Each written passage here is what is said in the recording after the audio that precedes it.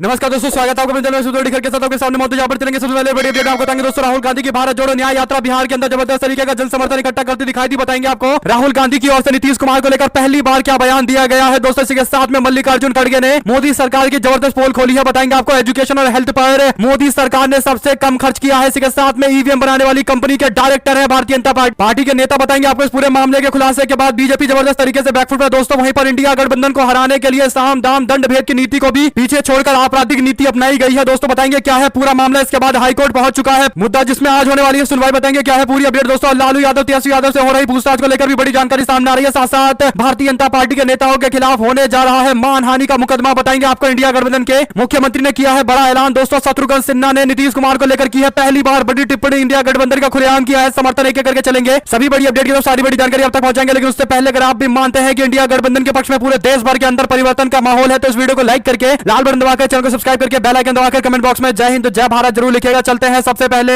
और बड़ी खबर की तरफ, जहां पर राहुल गांधी की भारत जोड़ो न्याय यात्रा के संघर्ष की कहानी लगातार जारी है। बिहार के अंदर ध्वजारोहण करने के बाद महात्मा गांधी जी को श्रद्धांजलि दी गई। बीते दिन 30 जनवरी को महात्मा गांधी की हत्या 1948 में कर दी गई थी। नाथूराम गोडसे ने गोली मारा था दोस्तों। इसके बाद कांग्रेसी कार्यकर्ताओं ने महात्मा गांधी को श्रद्धांजलि देने के साथ ही गोडसे की विचारधारा को हराने का संकल्प लेते हुए यात्रा को आगे की ओर बढ़ाया है। इस दौरान राहुल गांधी अंबेडकर चौक पहुंचे जहां पर यात्रा की शुरुआत की गई दोस्तों। इसके बाद सार्वजनिक सभा को राहुल गांधी ने पूर्णिया के रंगभूमि मैदान के अंदर संबोधित किया है। इस दौरान राहुल गांधी ने कहा कि अरबपतियों के लाखों करोड़ रुपए माफ कर दिए गए, लेकिन किसानों के पैसे क्यों नहीं माफ किए जाते। राहुल गांधी किसानों के अंदाज में दिखाई दिए। एक खेत के अंदर एक मीटिंग को संबोधित कर रहे थे राहुल गांधी। इस दौरान उन्होंने बिहार का सबसे मुख्य चिन्ह कहे जाने वाले गमछा अपने माथे में बांधा हुआ था और किसानों को संबोधित कर रहे थे। इस दौरान राहुल गांधी ने सड़क के किनारे एक ढाबे पर रुककर लोगों से चाय की चुस्की के साथ भी चर्चा की है। कांग्रेस पार्टी के नेता ने किसानों के भूमि अधिग्रहण मामले को लेकर कहा कि लोकसभा में इस मुद्दे को उठाएंगे। जब उनकी सरकार बनेगी तो किसानों के हित में काम किया जाएगा। इसके बाद राहुल गांधी ने कहा कि आज किसानों को चौतरफा घेरा जा रहा है। एक तरफ किसान से उनकी जमीन खींची जा रही है, दूसरी ओर अडानी जैसे बड़े उद्योगपतियों को दिया जा रहा है। दूसरी तरफ खाद बीज जैसी चीजों के लिए किसानों से पैसे छीने जा रहे हैं। हमारे किसान देश की रीढ़ है। अगर देश में अरबपतियों के लाखों करोड़ रुपए माफ हो जाते हैं तो किसानों का कर्ज माफ क्यों नहीं किया जाता। इसके बाद नीतीश कुमार को लेकर पहली बार राहुल गांधी ने बड़ा बयान दिया दोस्तों। उन्होंने लोगों को संबोधित करते हुए कहा कि मैंने नीतीश कुमार से साफ कह दिया था कि आपको बिहार में जातीय जनगणना कराना पड़ेगा। हमने नीतीश कुमार पर दबाव बनाया, तब जाकर बिहार के अंदर जातीय जनगणना पूरी हो पाई। लेकिन बीजेपी नहीं चाहती थी कि देश के अंदर जातीय जनगणना हो और इसीलिए बिहार में हमने जातीय जनगणना कराई है ताकि भाजपा पर देश में दबाव बने। उन्होंने आगे कहा कि जातीय जनगणना की मांग करते हुए कि ओबीसी समाज देश के अंदर सबसे बड़ा समाज है। लेकिन मैं आज आपसे सवाल करना चाहूंगा कि देश में ओबीसी समाज की आबादी कितनी है तो आप नहीं बता पाएंगे। इस देश में किसकी कितनी आबादी है इसको लेकर गिनती होनी चाहिए। इससे पता चलेगा कि किस समाज के लोगों की बहुतायत संख्या है, जनसंख्या है। लेकिन बीजेपी ये नहीं चाहती है। राहुल गांधी ने इसके बाद कहा कि नीतीश कुमार थोड़े से प्रेशर में दब गए और चले गए। अब हमको नीतीश कुमार की कोई जरूरत नहीं है। राहुल गांधी की ओर से स्पष्ट कर दिया गया है दोस्तों की इंडिया गठबंधन जो चाहता था वो हो चुका है। जातीय जनगणना हो चुकी है। जनता के सामने कांग्रेस पार्टी और अन्य गठबंधन के साथियों के पास एक बड़ा मुद्दा रहेगा वोट के लिए। देखते हैं जनता के पास कौन से मुद्दे लेकर इंडिया गठबंधन के लोग जाते हैं दोस्तों, क्योंकि रोजगार भी एक बड़ा मामला है जिस पर महागठबंधन की सरकार को बहुत अचीवमेंट मिला है। खासकर तेजस्वी यादव कांग्रेस पार्टी की सरकार को, साथ साथ मोदी सरकार के अन्याय काल में शिक्षा और स्वास्थ्य पर कम खर्चा किया जा रहा है। सामाजिक खर्च को कम करके भारत की मानव पूंजी की स्थिति को व्यवस्थित रूप से नष्ट किया जा रहा है। प्रचार पर खर्चा किए गए करोड़ों रुपए विकसित भारत सुनिश्चित नहीं कर सकता है। 2024 कल्याण और न्याय को पुनः स्थापित करने का वर्ष है। हम ये न्याय सुनिश्चित करेंगे। दरअसल दोस्तों मोदी सरकार को लेकर जो बिजनेस स्टैंडर्ड के अंदर डेटा दिया गया उसमें साफ तौर पर दिख रहा है कि मोदी सरकार के शासनकाल के दौरान हेल्थ और एजुकेशन पर पैसे कम खर्च किए जा रहे हैं और यही बड़ा कारण है कि अब कांग्रेस पार्टी और अन्य विपक्षी दलों ने भारतीय जनता पार्टी को निशाने पर लेते हुए बातें कही है। साथ साथ कांग्रेस पार्टी ने एक बार फिर से ईवीएम को लेकर सवाल खड़े किए हैं। कांग्रेस पार्टी के महासचिव रणदीप सिंह सुरजेवाला ने पूछा कि अगर ईवीएम बनाने वाली कंपनी यानी बीईएल भारत इलेक्ट्रॉनिक लिमिटेड में के बीजेपी के पदाधिकारी डायरेक्टर के रूप में काम कर रहे हैं तो ये कैसे सुनिश्चित किया जाएगा कि ईवीएम में कोई छेड़खानी नहीं है। उन्होंने कहा कि अगर ईवीएम बनाने वाली कंपनी भारत इलेक्ट्रॉनिक लिमिटेड के निदेशक के रूप में बीजेपी के पदाधिकारी को नामित किया गया है और वो काम कर रहे हैं तो ईवीएम कैसे सुरक्षित रहेगा। क्या स्वतंत्र और निष्पक्ष चुनाव हो सकते हैं। चुनाव की पवित्रता की रक्षा कौन करेगा। कांग्रेस पार्टी के नेता ने चुनाव आयोग पर सवाल उठाते हुए पूछा कि इस मामले में ईसीआई यानी इलेक्शन कमीशन ऑफ इंडिया चुप्पी क्यों साधे हुए बैठे हैं। सुरजेवाला ने जिस रिपोर्ट का हवाला दिया है उसके मुताबिक भारत सरकार के पूर्व सचिव ईएएस शर्मा ने चुनाव आयोग को लिखी एक चिट्ठी में कहा है कि बीजेपी के नेता को ईवीएम बनाने वाली कंपनी यानी भारत इलेक्ट्रॉनिक लिमिटेड के डायरेक्टर पद पर होने पर सवाल खड़े किए गए हैं। उन्होंने कहा कि चुनाव आयोग को इस पर स्पष्टीकरण देना चाहिए। साथ ही ऐसे लोगों को रद्द करने के लिए निर्देश तत्काल प्रभाव से जारी किए जाने चाहिए। शर्मा ने कहा कि बीईएल के द्वारा लिए गए एक्शन का विवरण सार्वजनिक डोमेन में आना चाहिए, यानी क्या कदम उठाया गया है। गवर्नमेंट ऑफ इंडिया के पूर्व सचिव शर्मा ने मुख्य चुनाव आयुक्त राजीव कुमार और 2 अन्य आयुक्तों को चिट्ठी लिखते हुए कहा है कि बीजेपी एक राजनीतिक दल के रूप में भारत इलेक्ट्रॉनिक लिमिटेड को चलाने में एक महत्वपूर्ण भूमिका निभाती है। इसके अलावा ईवीएम के निर्माण और आपूर्ति का काम करने वाली बीईएल को सेंट्रल पीएससी निगरानी करता है, जिसमें ईवीएम से लगे सीक्रेट इंक्रिप्टेड सोर्स कोड मौजूद रहते हैं। कुल मिलाकर दोस्तों काफी गंभीर मामला उठता हुआ दिखाई दे रहा है। इस पूरे मामले पर अब विपक्ष के सारे नेता एकजुट होते नजर आ रहे हैं। शिवसेना की ओर से प्रियंका चतुर्वेदी ने भी सवाल खड़े किया, अगर आप भी मानते हैं कि इंडिया गठबंधन के टॉप नेताओं को पूरे मामले पर गंभीरता से सवाल पूछने चाहिए, इलेक्शन कमीशन ऑफ इंडिया और भारतीय जनता पार्टी की सरकार पर दबाव बनाना चाहिए कि जल्द से जल्द बीजेपी के पदाधिकारी को सस्पेंड किया जाना चाहिए, तो अपनी राय जरूर लिखकर बताइएगा दोस्तों। इसके उत्तर अगर आप लोग की कोई और राय हो तो भी लिखिएगा। जरूर चलते हैं एक और बड़ी खबर की तरफ, जहां पर इंडिया गठबंधन को हराने के लिए दोस्तों भारतीय जनता पार्टी के अधिकारी को साम दाम दंड भेद से इतर खुले आम चीटिंग करनी पड़ी है। बताएंगे आपको एक ऐसा मामला चंडीगढ़ से सामने आया है जहां पर स्पष्ट बहुमत इंडिया गठबंधन के पास था। बहुमत के लिए 18 पार्षदों के वोट की जरूरत थी, लेकिन कांग्रेस पार्टी और आम आदमी पार्टी के पार्षदों की संख्या लगभग 21 थी, यानी बहुमत से 3 ज्यादा वोटें इंडिया गठबंधन के पास थी। लेकिन दोस्तों चंडीगढ़ के मेयर चुनाव को भारतीय जनता पार्टी ने दिल पे ले रखा है और यही बड़ा कारण है कि एक ऐसे अधिकारी का वीडियो सोशल मीडिया पर वायरल हुआ है जिसकी जमकर आलोचना हो रही है। आपको बता दें कि पीठासीन अधिकारी जो चुनाव करा रहे थे, बैलेट पेपर से निकलने के बाद पर्चियों में कुछ टिक करते हुए दिखाई दे रहे हैं। ऐसा लग रहा है कि उन्होंने इंडिया गठबंधन के 21 वोटों में से 8 वोटों को जानबूझकर इनवैलिड घोषित करवाया है और अपने पेन से गलत चिन्ह मारकर इनवैलिड घोषित किया है। कुल मिलाकर दोस्तों यही बड़ा कारण है कि भारतीय जनता पार्टी के पास बहुमत से 3 सीटें कम थी, इसके बावजूद भारतीय जनता पार्टी को यहां पर मेयर बनाने का मौका मिल गया है। आपको बता दें कि चंडीगढ़ के अंदर जैसे ही चुनाव की घोषणा की गई, वैसे ही अधिकारी की कुर्सी पर जाकर भाजपा के लोग आकर बैठ गए। खुलेआम लोकतंत्र का हनन किया गया। सीसीटीवी कैमरे में रिकॉर्ड हुई है सारे वीडियो देश के अंदर लोकतंत्र की दयनीय स्थिति को दिखाता है दोस्तों। और बड़ी बात यह है कि सत्ता की भूख में एक पार्टी के लोग इस स्तर पर उतर चुके हैं कि अधिकारियों का इस्तेमाल किया जा रहा है और 20 में से 8 वोटों को इनवैलिड घोषित करा दिए गए हैं और वो भी अधिकारी कुछ पेन चलाते दिखाई दे रहे हैं। इसका सीधा मतलब यह है कि अधिकारी ने खुद से इस मामले में दखल देते हुए देश के संविधान, देश के लोकतांत्रिक प्रक्रिया, हर चीज का हनन कर दिया है। और यही बड़ी बात है कि गुंडागर्दी साफ तौर पर देखने को मिली है। इलेक्शन के रिजल्ट के ऐलान करते ही ऐसे हुड़दंग मचाने लगे एक पार्टी के लोग, ऐसा लगा मानो पहले से ही इस तरीके के गुंडागर्दी की तैयारी की गई थी। आपको बता दें कि आम आदमी पार्टी ने पूरे मामले पर चंडीगढ़ के अंदर हाईकोर्ट में कंप्लेंट डाली है। हाईकोर्ट से इस मामले को तत्काल प्रभाव से सुनने के लिए कहा गया है दोस्तों। जो जानकारी आ रही है उसके अनुसार पंजाब हरियाणा हाईकोर्ट ने ऐलान किया है कि आज इस पूरे मामले पर चर्चा की जाएगी और उम्मीद की जा रही है कि कोर्ट की ओर से इस तरीके के अधिकारियों के खिलाफ कड़ी कार्रवाई की जाएगी, क्योंकि ये अधिकारी पहले भी भाजपा के नेताओं के साथ देखा गया है और इस तरीके की हरकतें खुलेआम हैकिंग कही जा सकती है। आप लोग कमेंट बॉक्स में अपनी राय जरूर लिखकर बताएगा दोस्तों। साथ साथ ईडी के दफ्तर से 10 घंटे के पूछताछ के बाद निकले लालू यादव एक बार फिर से पार्टी के कार्यकर्ताओं को समर्थन के लिए अभिवादन किया है दोस्तों। बड़ी बात यह है कि तेजस्वी यादव लालू यादव को उसी दिन ईडी ने पूछताछ के लिए बुलाया है जिस दौरान राहुल गांधी पूर्णिया के अंदर रैली कर रहे हैं। यानी दोनों बड़े नेता अगर ईडी के पूछताछ के लिए नहीं जाते तो स्पष्ट तौर पर राहुल गांधी के साथ मौजूद रहते, लेकिन ये सारी चीजें सोची समझी साजिश के तहत की जा रही है। आप लोग अपनी राय जरूर लिखकर बताएगा। साथ साथ होगा पीडीए के नाम अब की एकजुट मतदान। समाजवादी पार्टी की ओर से इस नारे के साथ अपने प्रत्याशियों का ऐलान कर दिया गया है। संभल से समाजवादी पार्टी ने शफीकुर रहमान बर्क को मैदान में उतारा है, यानी वर्तमान सांसद को फिर से रिपीट किया है। फिरोजाबाद से अक्षय यादव को मैदान में उतारा गया है, शिवपाल यादव के बेटे को, और मैनपुरी से श्रीमती डिंपल यादव एक बार फिर से मैदान में उतरने जा रही है। यानी मैनपुरी की सीटों पर हमेशा से समाजवादी पार्टी का कब्जा रहा है दोस्तों। डिंपल यादव ने उपचुनाव में भी जीत हासिल की थी, फिर से उनको इसी सीट पर रिपीट किया गया है। एटा की सीट पर देवेश साक्य समाजवादी पार्टी के कैंडिडेट होंगे, इंडिया गठबंधन के कैंडिडेट होंगे। वहीं पर बदायूं के अंदर श्री धर्मेंद्र यादव मैदान में उतरेंगे। पिछली बार चुनाव उन्होंने काफी कम अंतर से हारा था। खीरी के अंदर श्री उत्कर्ष वर्मा को मैदान में उतारा गया है। धौरहरा से श्री आनंद भदौरिया को मैदान में उतारा गया है। उन्नाव में श्रीमती अनु टंडन को मैदान में उतारा गया है दोस्तों। लखनऊ के अंदर भारतीय जनता पार्टी के वरिष्ठ नेता राजनाथ सिंह के सामने इंडिया गठबंधन की ओर से रविदास मेहरोत्रा को मैदान में उतारा गया है। फरुखाबाद के अंदर नवल किशोर शाह के मैदान में उतरेंगे। अकबरपुर से राजा राम पाल को और बांदा से शिवशंकर सिंह पटेल को और फैजाबाद से अवधेश प्रसाद और अंबेडकर नगर से लालजी वर्मा को मैदान में उतारा गया है। बस्ती से राम प्रसाद चौधरी मैदान में उतरेंगे और गोरखपुर यानी योगी आदित्यनाथ के संसदीय क्षेत्र और वर्तमान सांसद भारतीय जनता पार्टी के रवि किशन के सामने अखिलेश यादव और इंडिया गठबंधन ने श्रीमती काजल निषाद को मैदान में उतारा है। मुकाबला काफी टफ होने जा रहा है दोस्तों। वहीं आपको बता दें कि लैंड फॉर जॉब मामले में ईडी बिहार के पूर्व डिप्टी सीएम तेजस्वी यादव से पूछताछ कर रही है। 12 अफसरों की टीम उनसे सवाल जवाब कर रही है। तेजस्वी यादव 11 बजे पहुंच गए थे। इसके बाद से लगातार बातचीत चलती रही। अफसरों ने 60 सवालों की लिस्ट तैयार की थी। अब तक 30 सवाल पूछे जा चुके हैं। कुल मिलाकर तेजस्वी यादव के समर्थन में उनके भाई तेज प्रताप यादव ईडी के दफ्तर के बाहर अपने कार्यकर्ताओं के साथ मौजूद थे। साथ दोस्तों हेमंत सोरेन को लेकर गोदी मीडिया ने ऐसे फेक न्यूज फैलाया, ऐसा लगा मानो झारखंड के सीएम दूर दूर तक ही नहीं है, वो गुमशुदा हो गए हैं, ईडी से भाग गए। इस तरीके से उनकी इमेज को खराब करने के लिए हर प्रोपोगेंडा वाले शब्द का इस्तेमाल किया गया था। और अब जो जानकारी सामने आ रही है उसके अनुसार हेमंत सोरेन ने तस्वीरें जारी की है। वो झारखंड के अंदर मौजूद है, अपने पार्टी के कार्यालय अपने घर पर मौजूद है। पार्टी के नेताओं और कार्यकर्ताओं और विधायकों और मंत्रियों से मुलाकात कर रहे हैं। हेमंत सोरेन ने तस्वीरें जारी की है जिस पर लिखा गया कि हेमंत सोरेन झुकेगा नहीं, सवाल ही पैदा नहीं होता। सीएम हाउस में मौजूद है, नरेंद्र मोदी गायब है, गोदी मीडिया लापता है। अब गोदी मीडिया से सवाल पूछे जा रहे हैं कि वो कहां है, क्योंकि मुख्यमंत्री तो झारखंड में मौजूद है। साथ साथ झारखंड के मुख्यमंत्री हेमंत सोरेन करीब 40 घंटे के बाद रांची पहुंचे। इस तरीके से मीडिया में दावे किए गए हैं दोस्तों। और जो जानकारी सामने आ रही है उसके अनुसार झारखंड मुक्ति मोर्चा ने ऐलान किया है कि प्रदेश के मुख्यमंत्री हेमंत सोरेन के खिलाफ गलत टिप्पणियां करने वाले और उनको लापता बताने वालों के खिलाफ मुकदमा दर्ज कराया जाएगा। इसकी पूरी तैयारी कर ली गई है। सबसे पहले भाजपा के पूर्व मुख्यमंत्री बाबूलाल मरांडी के खिलाफ मामला दर्ज कराया जाएगा, इस तरीके से स्पष्ट कर दिया गया है। साथ साथ प्रकाश आंबेडकर के वंचित बहुजन अघाड़ी को महाविकास अघाड़ी गठबंधन में शामिल किया गया है दोस्तों, यानी वीबीए महाविकास अघाड़ी गठबंधन का हिस्सा बनने जा रही है कांग्रेस पार्टी, शिवसेना, एनसीपी और अब वीबीए भी इसका हिस्सा बन चुकी है। एक बड़ा अम्ब्रेला तैयार किया जा रहा है। सबसे बड़ा गठबंधन महाराष्ट्र के अंदर देखने को मिलेगा, इसमें कोई दो राय नहीं है। साथ साथ अखिलेश यादव ने कहा कि लगता है भाजपा ने ईडी को राजनीतिक प्रतिशोध लेने के लिए अपना मनमाना हथियार बनाकर रख दिया है। ईडी ना उनकी जांच करती है जो विदेशों में अरबों खरबों लेकर भाग गए हैं, और ना ही उनकी जांच पड़ताल करती है जिन्होंने हजारों करोड़ का चूना बैंकों को लगाया। उल्टे भाजपा सरकार द्वारा फरेबियों के लाखों करोड़ के बैंक लोन माफ कर दिए जाते हैं। तो फिर क्या ईडी विपक्ष के राजनीतिज्ञों के साथ केवल अमानवीय व्यवहार करने के लिए ही है? ये ना भूले कि इन ऊपर वालों के ऊपर भी कोई ऊपर वाला है जो इन अमानवीय व्यवहार करने वालों के पाप का हिसाब किताब लिख रहा है। साथ साथ क्या प्रियंका गांधी को राज्यसभा भेजा जाएगा? ये बड़ा सवाल इसलिए उठा है क्योंकि राज्यसभा के कई सीटों पर चुनाव होने जा रहे हैं। हिमाचल प्रदेश के अंदर भी कांग्रेस पार्टी को किसी वरिष्ठ नेता को राज्यसभा भेजना है। तो सवाल सबसे बड़ा यही है कि क्या प्रियंका गांधी राज्यसभा के रास्ते सांसद बनेंगी या फिर लोकसभा का चुनाव लड़ेंगे? इस पर हिमाचल प्रदेश कांग्रेस पार्टी के प्रदेश अध्यक्ष प्रतिभा सिंह ने कहा कि यदि वे इच्छुक होंगी तो इस सीट से उन्हें चुना जा सकता है। देखते हैं आने वाले दिनों के अंदर क्या फैसला लिया जाता है। साथ साथ शत्रुघ्न सिन्हा ने तेजस्वी यादव की जमकर तारीफ की। उन्होंने कहा कि मुझे लगता है कि नीतीश कुमार के पाला बदलने से सबसे ज्यादा फायदा अगर किसी को होगा तो वो तेजस्वी यादव को होगा। तेजस्वी यादव एक युवा नेतृत्व है, बिहार की जनता को अब युवा नेतृत्व की जरूरत है। शत्रुघ्न सिन्हा इससे पहले भी तेजस्वी यादव की जमकर तारीफ करते दिखाई दिए थे और एक बार फिर से उन्होंने स्पष्ट कर दिया है कि नीतीश कुमार के पाला बदलने से सबसे ज्यादा फायदा तेजस्वी यादव को होगा। आप लोग अपनी राय जरूर लिख बताएगा। साथ साथ लालू, तेजस्वी, हेमंत सोरेन, भूपेंद्र सिंह हुड्डा से ईडी लगातार पूछताछ कर रही है। चंडीगढ़ में कांग्रेस पार्टी आम आदमी पार्टी के बहुमत होने के बावजूद बीजेपी ने मेयर चुनाव जीत लिया है। विपक्ष को निपटाने का पूरा कार्यक्रम चल रहा है दोस्तों, यानी हर जगह मानो ऐसा लग रहा है कि इंडिया गठबंधन के खिलाफ एक सोची समझी साजिश के तहत कार्य किए जा रहे हैं। अगर आप भी मानते हैं कि इंडिया गठबंधन को मजबूती से ऐसे किसी भी हथकंडे के खिलाफ लड़ाई लड़नी चाहिए तो अपनी राय जरूर लिख बताएगा। साथ साथ भारतीय जनता पार्टी के नेता और civil aviation minister Jyotiraditya Scindia के भाषण की तस्वीरें शेयर करते हुए कांग्रेस पार्टी के प्रवक्ता पीयूष बघेल ने बोले, कहा हिंदुस्तान की जनता गद्दारों को कभी माफ नहीं करती। हाल देखिए ज्योतिरादित्य सिंधिया भाषण दे रहे हैं, पूरा सभागृह खाली चल रहा है। वीडियो भोपाल में नितिन गडकरी के कार्यक्रम का है। भाजपा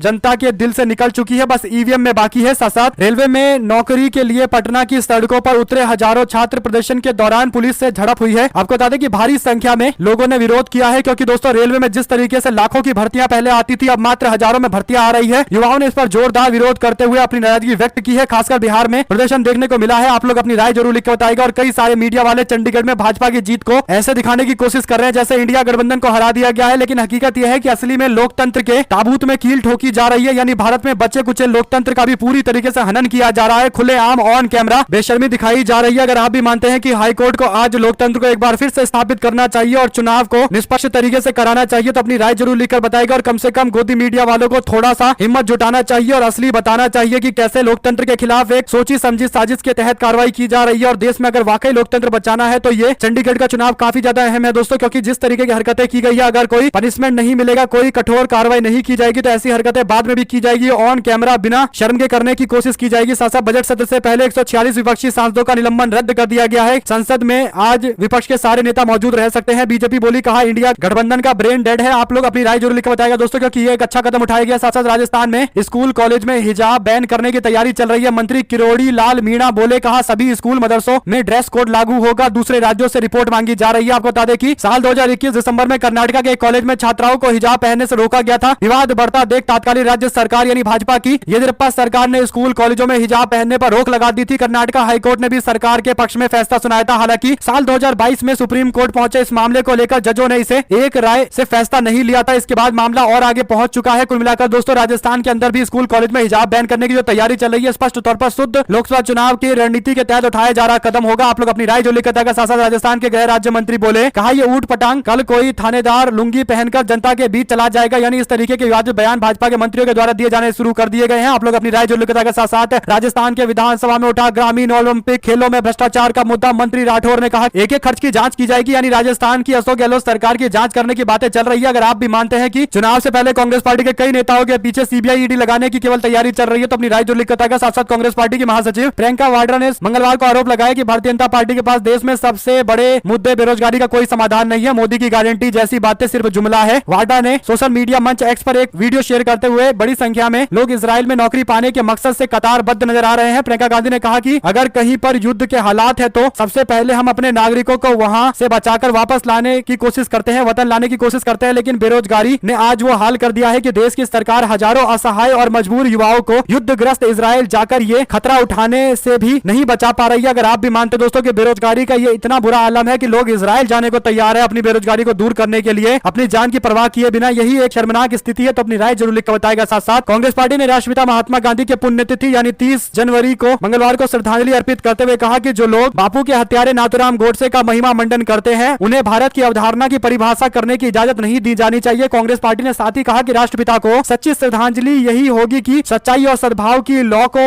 नफरत की आंधी में बुझने न दिया जाए। कांग्रेस पार्टी के अध्यक्ष ने सोशल मीडिया हैंडल पर लिखा कि हम हमारे राष्ट्र के नैतिक संरक्षक बापू को शहीद दिवस पर श्रद्धांजलि अर्पित करते हैं। हमें उन लोगों के खिलाफ लड़ने की प्रतिज्ञा चाहिए जो संभाव और सर्वोदय पर आधारित उनके आदर्शों को नष्ट करना चाहते हैं। उन्होंने कहा कि आइए हम अनेकता में एकता वाले भारत की रक्षा के लिए हर संभव कोशिश करें, अपने लोगों के बीच न्याय, समानता, भाईचारा स्थापित करें, सुनिश्चित करें। अगर आप भी मानते हैं दोस्तों कि महात्मा गांधी जिंदाबाद है और गोडसे मुर्दाबाद है तो कमेंट बॉक्स में अपनी राय जरूर लिखकर बताइएगा। साथ साथ जिस तरीके से चंडीगढ़ के अंदर वीडियो सामने आया है एक अधिकारी के जैसे ही ऐलान के साथ बीजेपी के नेता को जबरदस्ती कुर्सी पर बिठाया गया है दोस्तों, इसके साथ ही वीडियो देखते हुए लोगों ने टिप्पणी करते हुए सोशल मीडिया हैंडल पर लिखा कि मोदी दिन दहाड़े कैमरे के सामने बैलेट वाले चुनाव में मेयर बनाने के लिए ये कर सकता है तो मशीन पर पीएम सीएम इलेक्शन का आप अंदाजा लगा सकते हो। ऐसे नहीं पूरी दुनिया सलाम करती है, लमो लमो एक तरीके से तंज कसते हुए बातें कही जा रही है। आप लोग अपनी राय जरूर लिखकर बताएगा। साथ साथ जनता दल यूनाइटेड बिहार में बीजेपी के साथ गठबंधन कर नई सरकार बना चुकी है। इस आधार पर जेडीयू की राह और ज्यादा मुश्किल होने जा रही है दोस्तों। जयराम रमेश ने जेडीयू के नेता के बयान पर प्रतिक्रिया दी है। आपको बता दें कि जेडीयू के नेता केसी त्यागी ने कांग्रेस पार्टी को अछूत बताया, वहीं पर अब उनके बयान पर कांग्रेस पार्टी ने पलटवार करते हुए माफी मांगने के लिए कहा है। इस संबंध में कांग्रेस पार्टी के महासचिव जयराम रमेश ने सोशल मीडिया प्लेटफॉर्म एक्स पर लिखा कि कल जेडीयू के नेता केसी त्यागी ने कहा कि कांग्रेस पार्टी अछूत है। हम उनसे कहना चाहते हैं कि कांग्रेस ने महात्मा गांधी के नेतृत्व में सत्याग्रह कर संविधान स्थापित किया और समाज को छुआछूत के दंश से निजात दिलाई है। उन्होंने कहा कि बड़ा दुर्भाग्यपूर्ण है कि सामाजिक न्याय की राजनीति का दावा करने वाले मन में छुआछूत की भावना मौजूद है। क्या यह सत्ता के लिए गोडसे से समझौता करने का परिणाम है? कांग्रेस इस सोच से पहले भी लड़ी थी, अब भी लड़ेगी, सही मायने में सामाजिक न्याय और समानता का हक दिलाकर रहेगी। इस दौरान केसी त्यागी ने कांग्रेस पार्टी के अध्यक्ष मल्लिकार्जुन खड़गे से तुरंत माफी मांगी है। यानी जनता दल यूनाइटेड के नेता शायद अपने नए साथी से यह सीखने लगे हैं कि जब भी आपदा सामने आए तो तुरंत माफी मांग लिया जाना चाहिए। यानी दोस्तों आप लोग जानते हैं कि किसको माफी वीर कहा जाता है और किसके समर्थक को माफी वीर कहा जाता है। साथ साथ एक प्लेटफॉर्म OLX पर एक एड लगाया गया है, नीतीश कुमार के नाम से लगाए गए एड में कहा गया है कि 4000 रुपए में अगर नीतीश कुमार से चाहोगे तो वो सरकार बनाने के लिए तैयार है। यानी रेंट पर ले जाइए नीतीश कुमार जी को, वो सरकार बनाने के काम आते हैं। कुल मिलाकर दोस्तों OLX पर इस तरीके से भी लोग तंज कसने की कोशिश कर रहे हैं। अपने अपने क्रिएटिव तरीके से नीतीश कुमार के बार बार अल्टी पल्टी मारने पर निशाना साधा जा रहा है। साथ साथ दिल्ली से नोएडा आने वाले रास्ते को किसानों ने घंटों रोका, बीजेपी के सांसद का किया घेराव, लगाए जमकर नारे, लेकिन मीडिया में कहीं दिखाई नहीं दिया होगा। बड़ा कारण आप लोग जानते ही हैं। सुखबीर खलीफा ने कहा कि जब तक हम अपना हक नहीं ले लेंगे तब तक यहां से नहीं जाएंगे। उनका आरोप है कि 1.5 साल पहले 122 दिन के प्रदर्शन के मांगों को लेकर सांसद और विधायक के सामने नोएडा प्राधिकरण के अधिकारियों ने समझौता कराया था, लेकिन मांगे पूरी नहीं की गई। उत्तर प्रदेश के नोएडा में अपनी मांगों को लेकर किसान लगातार धरना प्रदर्शन कर रहे हैं, लेकिन गोदी मीडिया में कहीं कोई रिपोर्ट नहीं दिखाई जा रही है। ऐसा लग रहा है कि देश में एकदम भागों में बाहर चल रहा है। साथ साथ केंद्रीय एजेंसी ईडी के द्वारा सोमवार को नई दिल्ली में झारखंड के सीएम हेमंत सोरेन की तलाश में उनके आवास पर दबिश देने की खबर के बीच जेएमएम के नेता ने ईडी को मेल भेजकर सूचित किया है कि वे 31 जनवरी के दिन 1 बजे सीएम आवास में पूछताछ के लिए उपलब्ध रहेंगे। यानी आज मुख्यमंत्री पूछताछ के लिए तैयार है, देखते ईडी पूछताछ करती है नहीं करती। साथ साथ फरीदाबाद में 4 फरवरी को कांग्रेस पार्टी की जनसभा होने वाली है। पूर्व मुख्यमंत्री भूपेंद्र सिंह हुड्डा करेंगे संबोधित। ललित नागर बोले, कहा बीजेपी से जनता है दुखी। दिवांग के पूर्व विधायक ललित नागर ने खुद जानकारी दी है। दोस्तों साथ साथ हमारी पार्टी सारी सीटों पर लड़ने को तैयार है, पार्टी कहेगी तो सारी सीटों पर लड़ जाएंगे। कांग्रेस पार्टी के प्रदेश अध्यक्ष उत्तर प्रदेश के कह रहे हैं कि सारी सीटों पर लड़ने को तैयार है। कांग्रेस पार्टी खीरी से पूर्व वर्मा और फरुखाबाद से कौशलेंद्र यादव को अपना प्रत्याशी बनाएगी। इस तरीके की जानकारी सामने आई है। कुल मिलाकर कांग्रेस पार्टी और समाजवादी पार्टी में सीटों बंटवारे को लेकर अभी भी संशय के बादल है। हालांकि दोनों पार्टियां कह रही हैं कि जल्द मामले को सॉल्व कर लिया जाएगा। उम्मीद की जा रही है कि जल्द सॉल्यूशन सामने आ जाएगा, क्योंकि अखिलेश यादव की पार्टी समाजवादी पार्टी ने उम्मीदवारों का ऐलान करना भी शुरू कर दिया, क्योंकि समय अब बचा है नहीं। कांग्रेस पार्टी को भी इस बात को ध्यान में रखना पड़ेगा। साथ साथ भारतीय जनता पार्टी लक्ष्मण सवादी से मुलाकात कर रही है। दोस्तों कर्नाटका में बीजेपी ने सबसे पहले अपने पुराने नेता जगदीश शेट्टार को पार्टी में शामिल कराया। अब लक्ष्मण सवादी से बीजेपी के बड़े बड़े नेता मुलाकात कर रहे हैं ताकि उनको भी वापस से भारतीय जनता पार्टी में लाया जा सके। लोकसभा चुनाव के मद्देनजर कर्नाटका में बीजेपी कोई कोर कसर नहीं छोड़ना चाहती है, लेकिन कांग्रेस पार्टी भी ऑल्टरनेटिव देने के लिए तैयार है। लक्ष्मण सवादी के अगेंस्ट कांग्रेस पार्टी भी नए नेता को तैयार कर रही है। देखते हैं कौन होगा अगला बीजेपी में जाने वाला नेता, या फिर लक्ष्मण सवादी कांग्रेस पार्टी से लड़ेंगे चुनाव। साथ साथ शिवसेना यूबीटी के सांसद संजय राउत ने कहा कि आज महाविकास अघाड़ी की एक बैठक हुई। बैठक में हमने सीपीआई, सीपीएम, आम आदमी पार्टी, समाजवादी पार्टी, बहुजन अघाड़ी को महाविकास अघाड़ी गठबंधन में शामिल किया है। हमारे में कोई मतभेद नहीं है, 3 पार्टियां प्रमुख है। सीट शेयरिंग सकारात्मक रूप से आगे चल रही है, इसमें कोई दो राय किसी को नहीं होनी चाहिए। साथ साथ दोस्तों छत्तीसगढ़ में बीजेपी की सरकार बन गई, इसके बावजूद बीजापुर में बड़ा नक्सली हमला हुआ है। 3 जवानों की मौत की खबर खबर सामने आ रही है, देश के लिए दुखद खबर सामने आई है। अगर आप भी अपने जवानों को श्रद्धांजलि देना चाहते हो तो कमेंट बॉक्स में लिखकर जरूर बताएगा। लेकिन सवाल फिर वही है कि भारतीय जनता पार्टी की राज्य में सरकार है, केंद्र में सरकार है। अब अगर इस तरीके की खबरें सामने आएगी तो स्पष्ट तौर पर बीजेपी का फेलियर माना जाएगा। अगर आप भी मानते हैं कि इस पूरे मामले पर भाजपा की दोनों सरकारों को जवाब देना चाहिए तो अपनी राय जरूर लिखकर बताएगा। हमारे साथ लगातार जुड़े रहने के लिए सभी दोस्तों, भाइयों, बहनों, मित्रों का बहुत बहुत धन्यवाद दोस्तों।